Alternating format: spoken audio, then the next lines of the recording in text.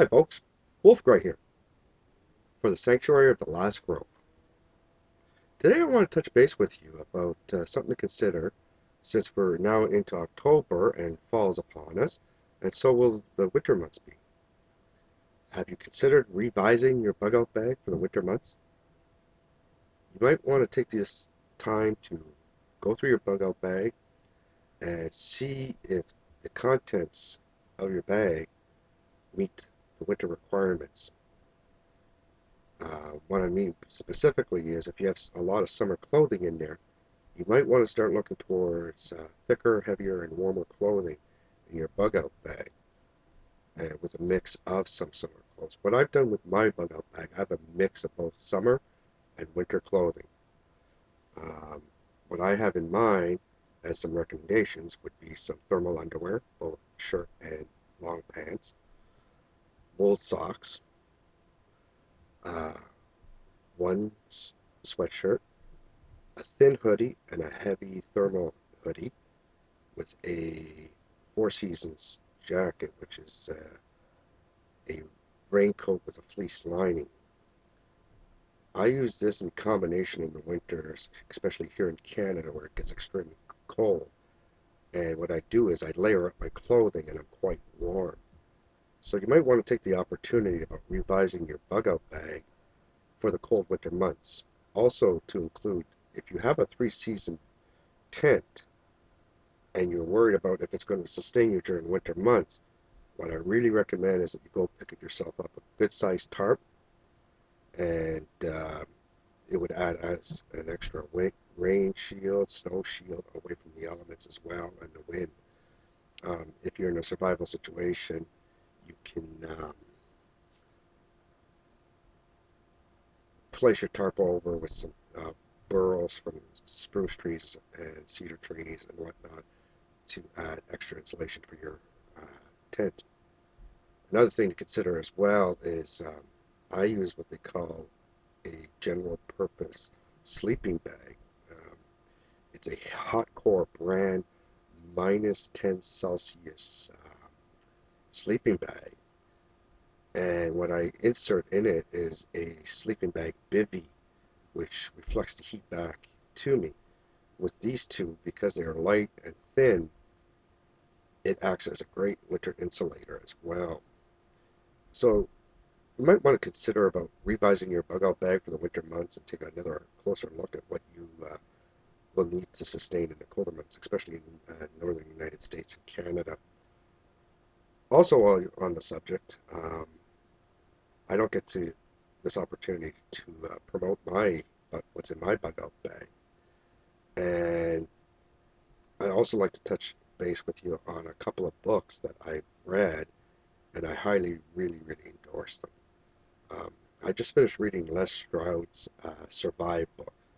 It's a essentials book in how to get you out of any situation.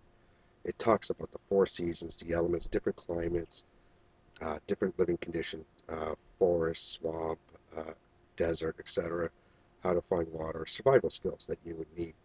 And if you ever get a chance, stop at your local bookstore and get Les Stroud's Survive book. I really recommend it. It's a good reading, a lot of good tips and tricks in there that may help you. Another thing for my fellow Canadians out there is there's always the worry about food. There's arguments, oh, our wildlife is depleting, etc., from excessive hunting and stuff. You'll never be without food in North America. Just head to your local national park or provincial park. These are protected areas. They have an abundance of wildlife and plants and trees. And what I really recommend, another book for my fellow Canadians out there, is Edible and Medicinal Plants of Canada. It's published by Lone Pine, and the number of authors that are involved in this, I can't remember off the top of my head, about good 6 or 7 authors that wrote this book. It's colored photos of the plants and trees and other edible things in Canada. It's pictorial. They also show its cousin, which it could be poisonous as well. It's a good book. It's a good read. It's a good little handy reference tool as well if you need to survive in North America.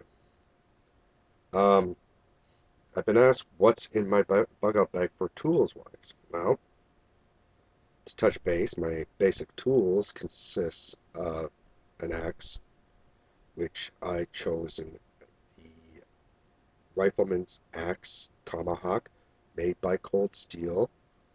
It has a good hammerhead end. It has a good 3.5-inch blade on it as well. And the head removes easily from the handle and becomes a great chisel. You might want to check it out. It's called the Rifleman's Axe. It's available by Cold Steel. It weighs about 2 pounds, 2.5 pounds, so it's not that heavy, it's not that cumbersome, and it's a multifunctional tool. For knives, I really endorse Gerber, especially the Prodigy or their LMF series. These are good knives, good quality steel. They have 50% straight blade and serrated blade on the other end. So you have two types of blades in one. It's a good rubber handle, non-slip, and it has a good glass breaker on the other butt end. Also, I recommend the Gerber Sierra saw. It runs about $30. It comes with two blades, a nice carrying pouch as well. I carry a hand chainsaw, a fillet knife. Uh, I also recommend the Cold Steel True Flight thrower. Um, it comes with a paracord wrap handle where you can use it in the event that you need to make a spear. It's a great little multi-purpose tool. Um, I don't recommend throwing knives usually because you throw it, you've lost it.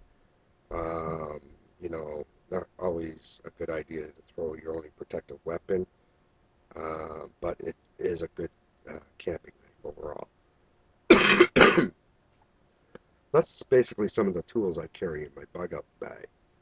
Yeah, like I said, your bug out bag should be catered to you and your needs. Just want to touch base with you. You might want to rethink about your winter clothing. Excuse me. Just getting over a cold, so bear with me. For hunting weapons and tools, I don't believe in rifles. Then again, in Canada, getting handguns and rifles is extremely difficult. What I recommend to my fellow Canadians out there is think towards more like compound bows, long bows, crossbows.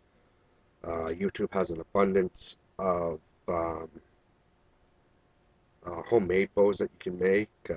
You know, the slingshot bow, the Swiss arrow, the PVC bow. You might want to research YouTube, get some ideas out there if you're on a budget. Um, Also, in your winter bug out bag, going back a bit, snowshoes. Well, they can range from anywhere from $100 to $300-400. I don't recommend purchasing snowshoes.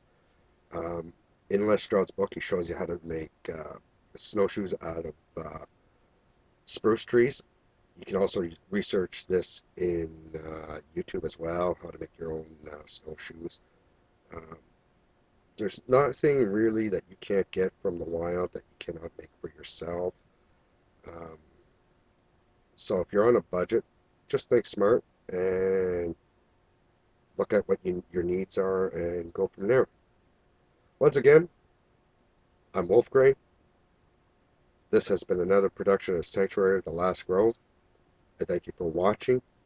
Stay tuned for other videos. Please check out my other videos as well on Bug Out Bag and my Prepare for War and other videos that should be helpful. If you have any comments or questions, please feel free to leave them posted below the videos. I do check regularly. Or you can send me a email to masterwolfgray@hotmail.com. Once again, thanks for watching. Be prepared. Stay informed. Stay safe. Have a great day.